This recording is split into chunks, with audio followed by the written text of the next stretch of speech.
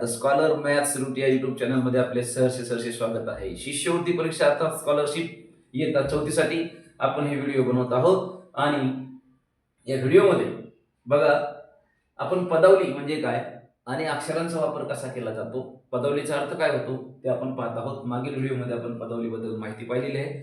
पदावलीची उर्वरित माहिती आपण या व्हिडिओमध्ये घेणार आहोत. तर चला बघूया. जेव्हा दोन पदावल्यांची किंमत समान असते म्हणजे सारखी असते तेव्हा ते 3 अधिक 4 बरोबर 9 वजा 2. बघा 3 अधिक 4 7 होतात, 9 वजा 2 7 होतात. म्हणून हे दोन्ही पदावल्या किमतीने समान आहेत म्हणून त्याला असं लिहितात. हे बरोबर हे इक्वल टू 3 + 4 = 9 - 2 असे लिहितात. आणि अशा प्रकारच्या मांडणीलाच काय म्हणतात गणितामध्ये? समानता, इक्वलिटी, समानता, इक्वल असे म्हणतात. जेव्हा दोन पदावल्यांची किंमत समान नसते, आता ही वरच्या किंमत समान असेल तर कसं लिहितात आपण पाहिलं, इक्वलचं चिन्ह वापरून. पण समान जर नसेल दोन पदावल्यांची किंमत तर ते असं लिहितात 3 + 4 ≠ 9 + 2. म्हणजे त्यांच्यामध्ये समानता नाही किंवा त्या दोन पदावल्यांची किंमत समान नाही.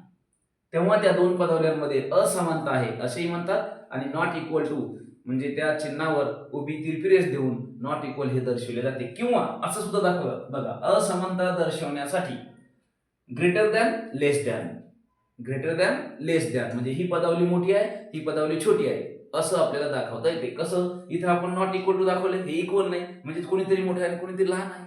तर हे चिन्ह वापरलं इक्वल ग्रेटर दॅन लेस दॅन. जी मोठी असेल त्याकडे ते तोंड करायचं त्या चिन्हाचं, त्याला आपण म्हणतो ग्रेटर दॅन लेस दॅन. हे किंवा हे किंवा हे असं चिन्ह वापरून आपण असमानता दाखवतो. म्हणजे इथे आपल्याला दुसरं चिन्ह सुद्धा या तिन्हीपैकी कोणतंही एक चिन्ह वापरता येते. Not equal, greater than, less than. अशा प्रकारे आपल्याला पदावलीमधील असमानता दाखवता येते. पुढचं बघा, गणितात विधानांचे लेखन सोपे व्हावे आणि सुटसुटीत व्हावे म्हणून चिन्हांचा वापर केला जातो. गणित काय आहे? चिन्हांचाच खेळ आहे. विधाने आपल्याला सोपे लिहिण्यात यावेत.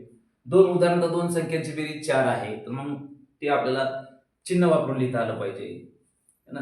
एका संख्येची 5 पट 7 आहे किंवा एका संख्येची 5 पट एवढी आहे तर ते आपल्याला त्या चिन्हामध्ये त्याचा चिन्ह वापरून म्हणून गणितामध्ये काय करतात?